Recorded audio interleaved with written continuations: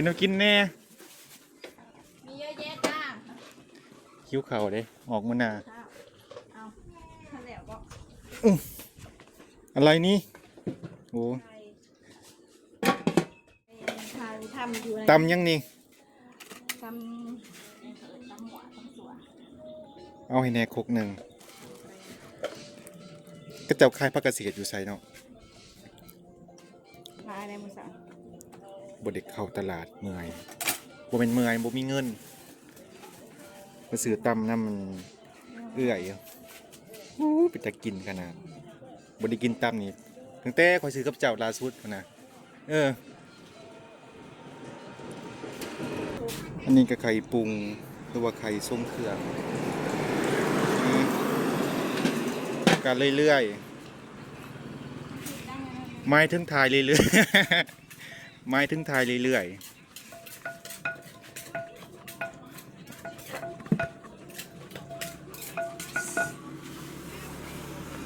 เขาเจ้าสั่งนำบ่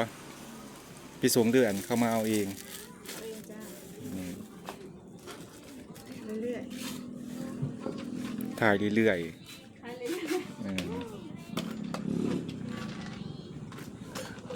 อุ้ยเงียบเงาขนาดรถที่ใกล้ทางกับบ่มีเด้ดูสาวเนี่ยเอาไปยิ้มเกินหมดสั่นขกอะไรนี่35ประมาณนั้นหาพออยู่บ่50 บาทประมาณนี้ละ50 บาทเฮ้ย45 บาทก็10 บาท30 บาทมัน20,000เดี๋ยวนี้เลขกินนี่นะ30 บาทได้20,000ปาโท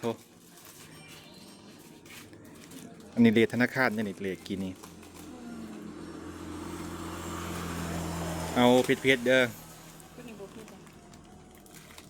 บอกของข่อยเอาเผ็ดนะฮะซื้อไปก็กิน2 มื้อกับบ่เบิดกินบ่เบิดจักมันหลายอยู่กินบ่เบิดอีพออีแม่ก็บ่ได้กินได้ของแบบนี้กับตำบักหุ่งกับตำบักหุ่งเลย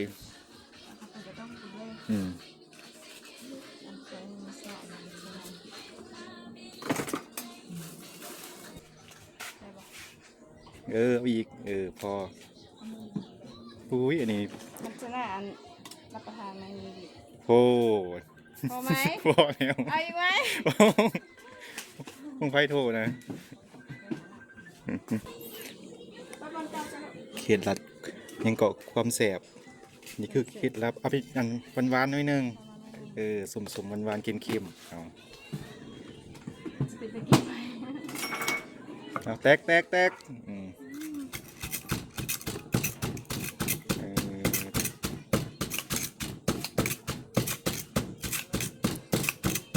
จักมือว่าสิไปเขื่อนอยู่5 ส่วนหมู่ก่อนบ่ได้ไป5 ปี 6 ปีอ่ะไปลงพลังเจี๊ยบไปบ่ได้อยู่ได้เพิ่นอยู่ปากซองลงมาก็ว่าอยู่เห็นเจ้าเฮ็ดคลิปใส่มะเขือเทศต้องเป็นเดือนบ่แม่นเป็นเดือนจังได้เงินเหรอมันก็คือเงินเดือนแบบธรรมดานี่แหละแต่ว่าต้องทารหัสพินก่อนจังสิให้ตามคลิปเขาเนาะแม่นใส่ปลาแหลกลงไป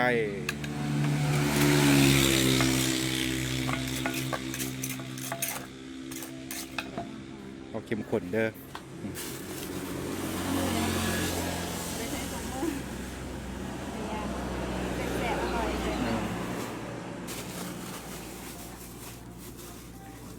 ใส่แครอทอยู่หน้าไม่ใหญ่บักกะลายยังไงนี่อันนั้นเรียมแห้งแล้วกันใส่หัวหอยลงไป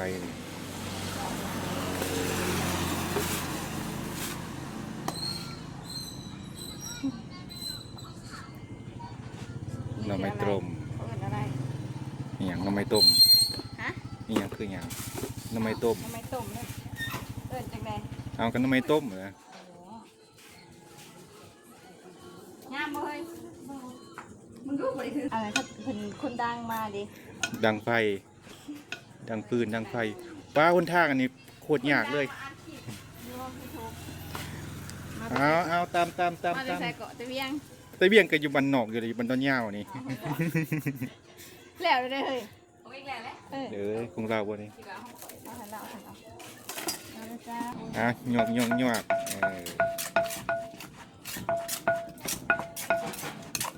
แต่เก่าคือปิ่งอันนำคือบ่ปิ่งเดี๋ยวนี้ คนหลายคน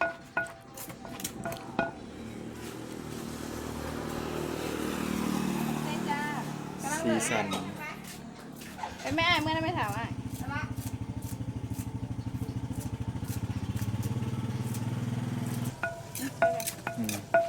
ชิมบอก กระซิ่งเขาก็ตื้มปลาแดกกว่านี้ จะเข้ามากินเค็มๆ พอแล้วตักโหลด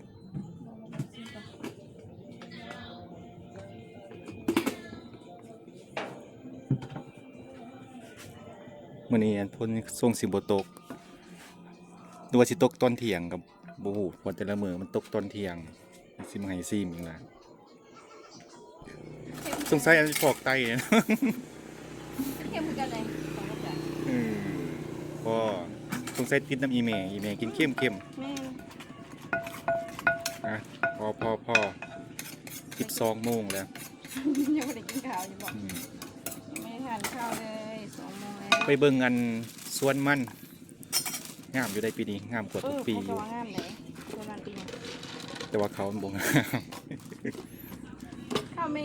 ม่งามก็ขายมันดี เอา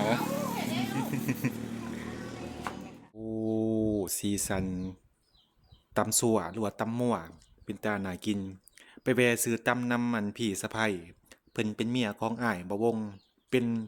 อ้ายบ่วงก็เป็นลูกป้าบ่วงบ่แม่นอันอ้ายคิงๆหรอกพี่น้องเป็นลูกป้า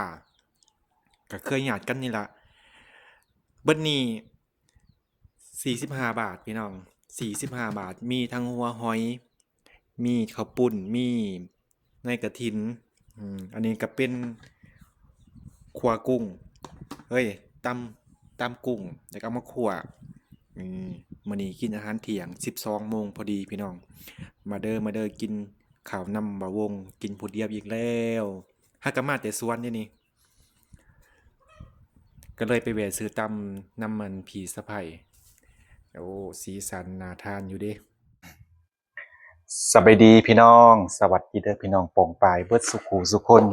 มาพี่น้องกินข้าวเที่ยงนำกันอยู่ใส่ระบวกข่อยนี่ล่ะลืมตาลายแล้ว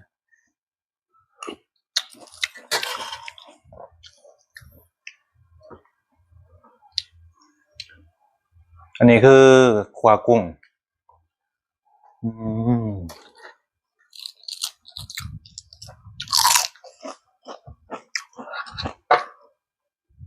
ไปแวะซื้อตำน้ำมันผีสะใภ้ก็บ่ได้กินดุลแล้วเด้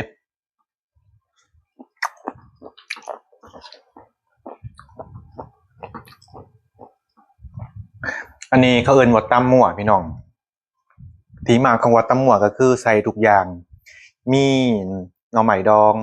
หน่อไม้ต้มมีแครอทมีหัวหอยมีหมักถั่วมีหมักแตงนี่ล่ะเอิ้นว่าตำมั่ว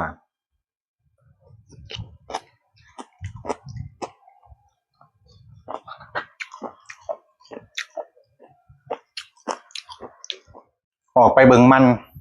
ถือว่างามพี่น้องปีนี้ถือว่ามันงามอยู่งามกว่าทุกปีที่เคยเห็นมาเฮ็ดมันมาบ่แม่น5 ปีแล้วบ่4-5 ปีนี่ล่ะหากับปีนี้มันงาม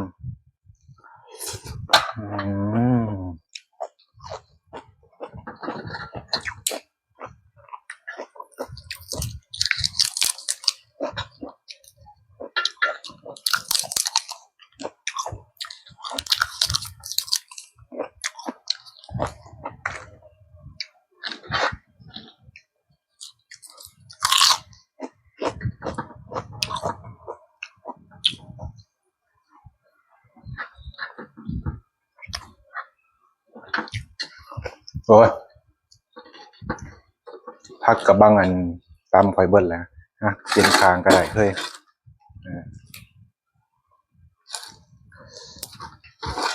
มีคือผักเกษตรพี่น้องเอาไปพัดใส่น้ำมันหอยคือสุดยอดแซ่บกว่าผักบ่งอีกได้เอาไปพัดนะกรอบดีขนาดกินว่าเสียงฝนตกไหม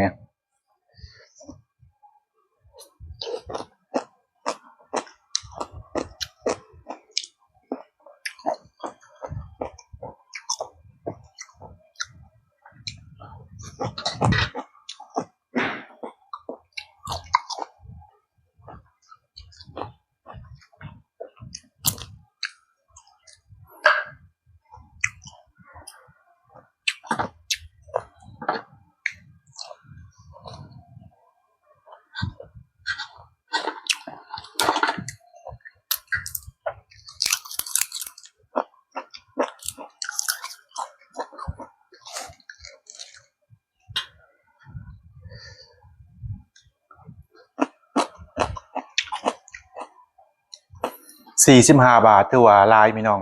โบเบิร์ตนี่กินผู้เดียวโบเบิร์ตต้องระดับ2 หรือ 3 คนขึ้นไปมีเหตุการณ์หนึ่งที่กำลังเป็นกระแสอยู่ในประเทศลาวตอนนี้พี่น้องก็คือเกิดเหตุไฟไหม้ตลาดอยู่เมืองท่าแขกแขวงคำม่วนแขวงคำม่วนก็อยู่ติดกับแขวงสะวรรณเขตนี่แหละพี่น้องอยู่ภาคกลางของประเทศลาวก็สิติดกับจังหวัดนครพนมอยู่นครติดกับนครพนมกงกันข้ามกับนครพนมพี่น้องไฟไหม้ตลาดหลัก3นี่แหละแต่บ่วงก็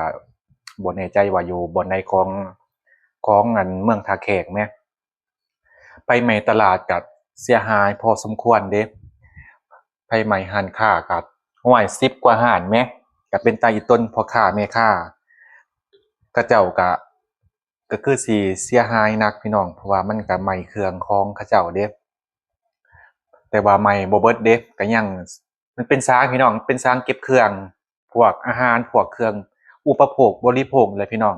มันก็สิไหม้ครึ่งนึงก็ยังครึ่งนึงแต่สิ่งที่อับอายที่สุดก็คือบ่แม่นอับอายดอกสิ่งที่น่าเงิดน่างอก็คือ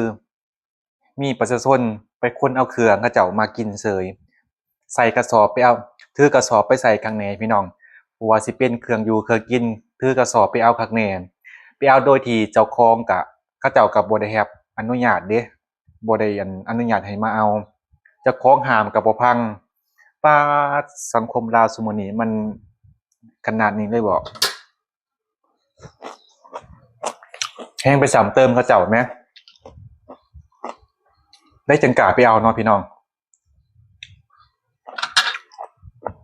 ยอมเลยงึดแหม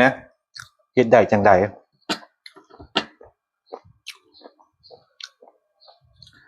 แฮงไปซ้ำเติมเขาเจ้าซ้ำไปเอาเครื่องเข้ามา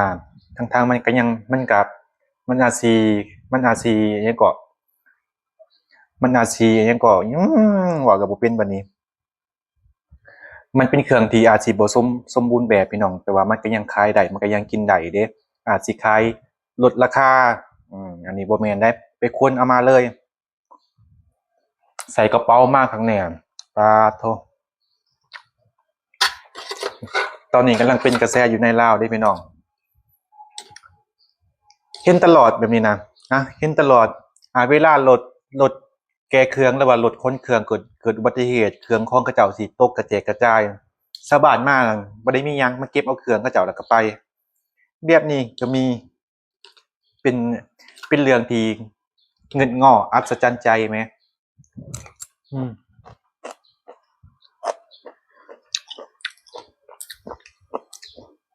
แทนที่สิให้กำลังใจบ่แม่นไปซ้ำเติมไปเอาเครื่องของเขาเจ้าไปซ้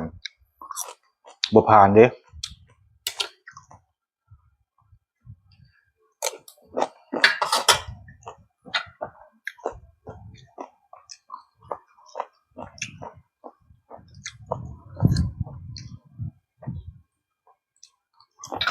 ตะกี้อยู่เมืองมะวงอยู่ท่าปังทองนี่ก็มีตลาดใหญ่เด้พี่น้องตลาดใหญ่คือกัน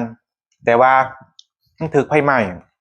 ตะกี้ก็มีหานทองเด้ที่นี่ก็มีคือการหานทองครับมีหานเดียวแต่ก่อนก็มีหานทอง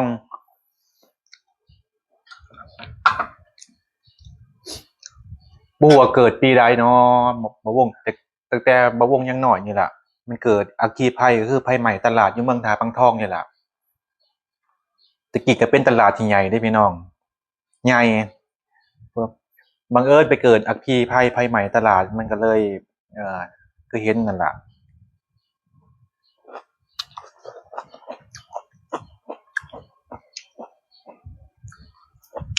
บ่วงก็ลืมเลยว่าเกิดปีใดเกิดเหตุการณ์ภัยใหม่ปีใด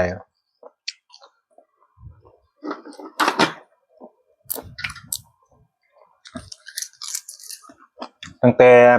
บ่วงยังน้อยพุ่นประมาณซ้ำน้องอิมนี่ล่ะน่ากลัวเด้เหตุการณ์ภัยใหม่นี้เป็นอิหยังที่คาดเดาบ่ได้แต่ว่าเราก็สามารถแก้ไขหรือว่าป้องกันได้คือกันพี่น้องก็คือควรเสกอุปกรณ์ไฟฟ้าตัวใดมันเก่ามันเปะมันเพกอะเปลี่ยนใหม่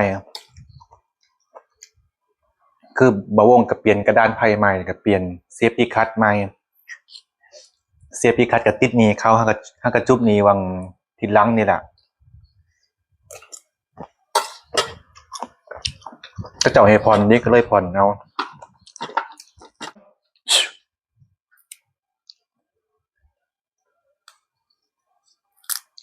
แห้งบ่ได้กินนั่นปิ้งเป็ดโดนแต่นี่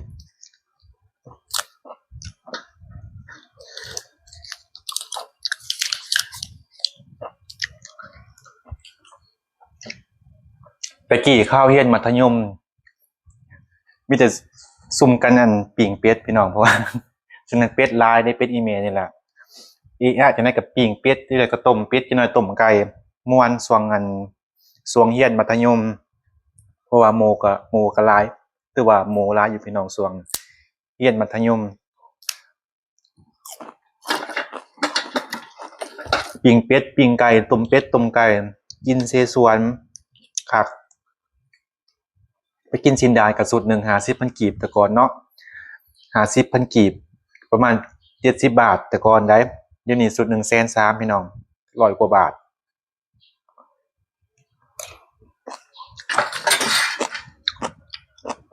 แล้วก็ได้หลายพร้อมกินสูตรเดียวก็อิ่มนี่คันบ่ซ่องสูตรนี่บ่ได้อิ่มเลยได้จิกเดียวนึงไปกินเมื่อวานนี่นะไปกินกับสาวน้ำพลนะพอซะอิ่มแล้วแล้ว